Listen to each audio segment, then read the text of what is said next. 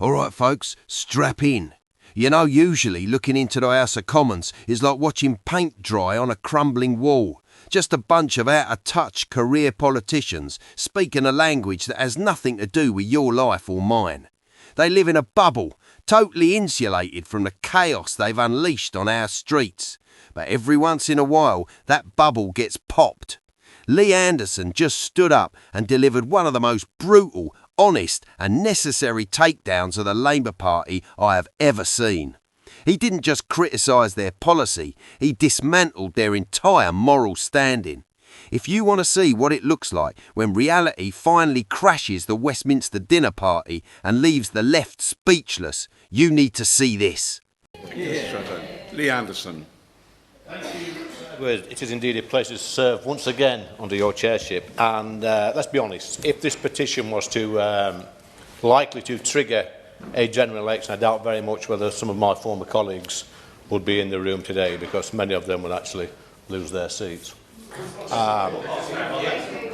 Well, we all make mistakes. We all make mistakes.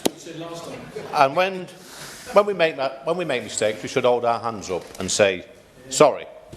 And wherever I go in this country, and I travel a lot around this country every week, I get people saying to me that they're sorry. Sorry for voting Labour for the last general election. And they will never vote Labour again. They wish they could turn the clock back and vote for a different party. Normally, Reform UK. Did I do? I will give way, yeah. He talks about being sorry. I mean, so many people across the country voted Reform in local council elections on the basis that council tax was either going to be no increase or perhaps even cut. Now they're faced with rises at the very limit of what's legally possible. Is he sorry for that? The answer. Honourable gentleman, I'll just correct him slightly on that, Sir Edward. Nowhere in our literature, in our national literature, did anybody promise to cut council tax anywhere in the country. So he may want to just correct himself on that. But anyway, I get apologists apologising for voting Labour, and sometimes I get some people saying, you know, the odd lunatic might say they're going to vote for the Green Party. I get that. They're usually recaptured very quickly. But there is a glimmer of hope, Sir Edward, at the next general election, because this lot over here, they'll all be looking for jobs. But, of course, most of them, looking at them, are unemployable now. Absolutely unemployable, unless they fancy a job as a bailiff. Because, let's face it, all they've done over the last few years, 18 months, is gone into people's houses and take stuff off them, usually money from people's pockets. Absolutely disgraceful. They can shake their heads and grin if they want. They will not be forgiven, mark my words. Just imagine their next job interview when they're down at the job centre in a couple of years' time. And the interviewer, the advisor, says, what have you been doing for the past couple of years? Well, I can sum up their achievements already. For the past few years, they worked for an awful dictator. And under his leadership, we have illegal migration totally out of control. Our streets are filling up with criminals. And if you live in Birmingham, it's filling up with rubbish as well. We've got rats the size of small dogs roaming around Birmingham, feasting on tons of rubbish. They've closed pubs and restaurants. They've put 100,000 people who work in the hospitality industry on the dole. They've stolen... I'll give way, yeah. I'm very grateful. I agree with his points on the hospitality industry, how difficult that is right now. But just back to the point in terms of the promises at the May elections, last May elections, in terms of his party's commitment. I've got a leaflet in front of me with his party leader on there, which was for the May elections, which says we're going to reduce waste and cut your taxes. I would be the first person to admit governing is more difficult than it looks from the outside. But does he agree that set unreasonable expectations among the electorate for those May elections last year? I thank the honourable member for his intervention. Nowhere on the leaflet did it say he's going to cut council taxes, so maybe he should read the leaflet again, and maybe, yes. This government, Sir Edward, have stolen money off the workers by not increasing the income tax threshold, something they promised they would do. And they've given this money to the shirkers. And by the shirkers, I mean these are able-bodied people. They're bone idle, basically. They not go to work. They refuse to go to work. In fact, they stay at home all day and sponge off the state. And they're shaking their heads. In fact, the only work some of these shirkers do is probably go out once every 5 years and deliver leaflets for this lot. It's great work if you can get it. Our farmers have been attacked. Our pensioners have been robbed. And we've been locking people up for social media posts. And let's not forget puberty blockers. These are medical trials on children. And everyone over there who supports this should hang their heads in shame. They're ending the automatic right to trial by jury. Shameful. They allow Islamist thugs to dictate police policy on the streets of Birmingham. They've turned a blind eye to Islamists threatening to kill Jews on the streets of London. And they voted against having a national inquiry into the mass rape of young girls in Labour-controlled areas. Absolutely shameful. Each one of you should be absolutely ashamed of yourself. If he's genuinely concerned about the rights of the children of this country, is he going to support cracking down hard on Elon Musk and X? I thank the honourable gentleman for his intervention. Yeah, I thank the honourable gentleman for his intervention. I think X has got to clean its act up. It's as simple. I think we all agree with that. But it's interesting, Sir Edward, all these Labour MPs are complaining about X, but they're all on X every day making silly comments. You couldn't make it up. If they've got any sort of scruples or backbone, you'd all come off X, but I suspect not one of them will. They'll carry on. Let's not forget. Yeah. How much money did you make from X last year? I'm not quite sure. I make about 400 quid a month from being on X. Not exactly the gotcha sort of question or answer you expected from the honourable. Yeah, I make no bones about it. I make money from X, and also the money I make, I pay about 45% tax on it, so it goes to the Treasury.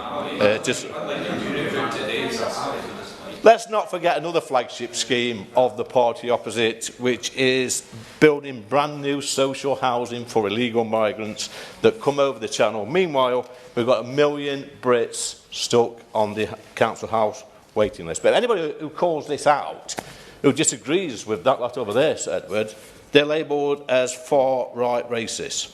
Now, it would be fair to say that every family in this country has been affected by this Labour government, but not in a good way.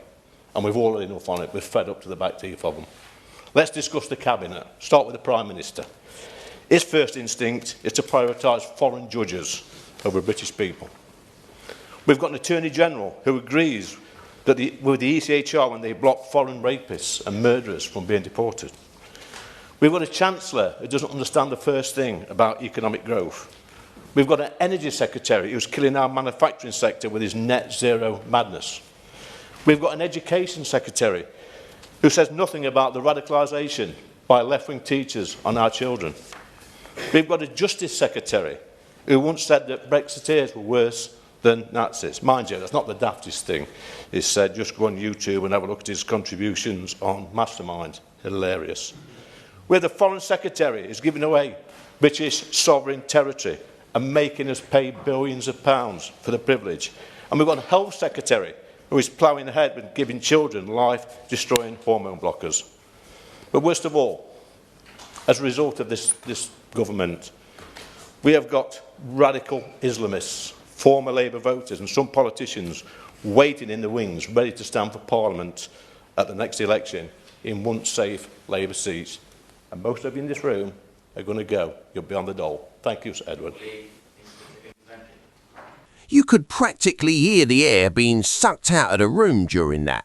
What we just watched wasn't a standard parliamentary debate, it was a public dressing down of a political class that has completely lost the plot. Lee Anderson didn't just read a speech, he held up a mirror to the absolute catastrophe that the Labour Party has inflicted on this country. And judging by the uncomfortable shifting in those green leather seats, they didn't like the reflection one bit.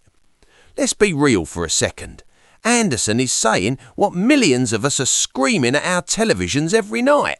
He talks about people apologising for voting Labour, and isn't that the truth? We are seeing a level of buyer's remorse in this country that is unprecedented. The working class, the backbone of this nation, was sold a lie.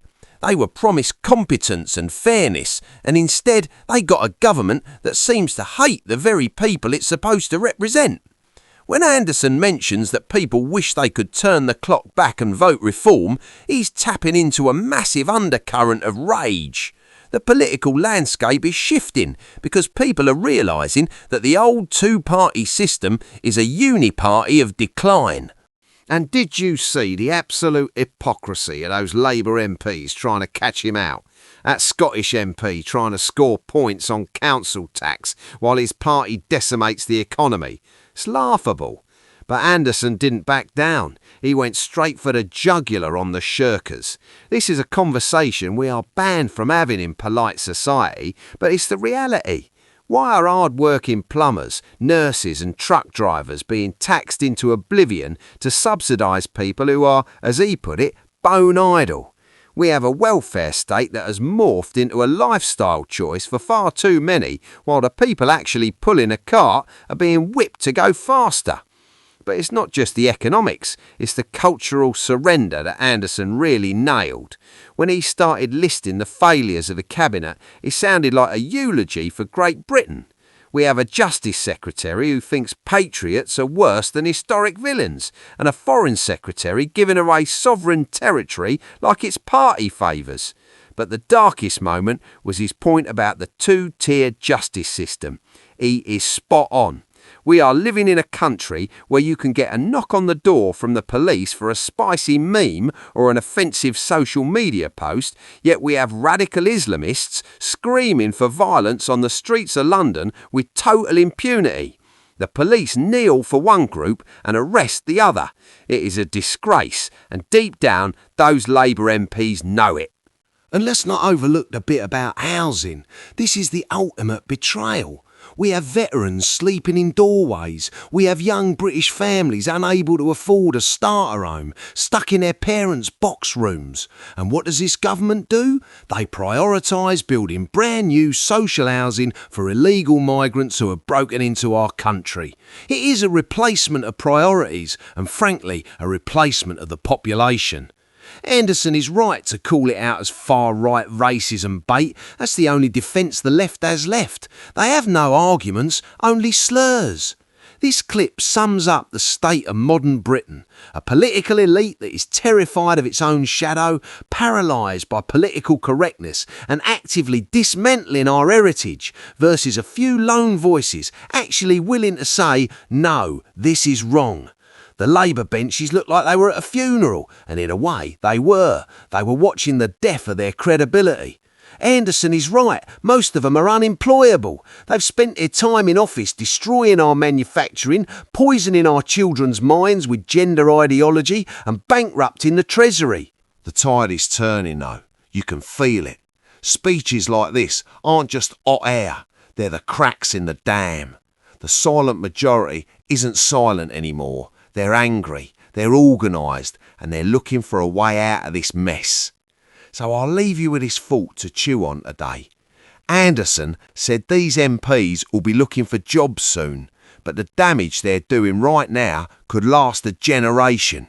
We are watching the managed decline of our civilisation in real time. My question to you is this: are we just going to sit here and watch them sell off the rest of the country? Or is it finally time to clear the house and vote for a party that actually likes Britain?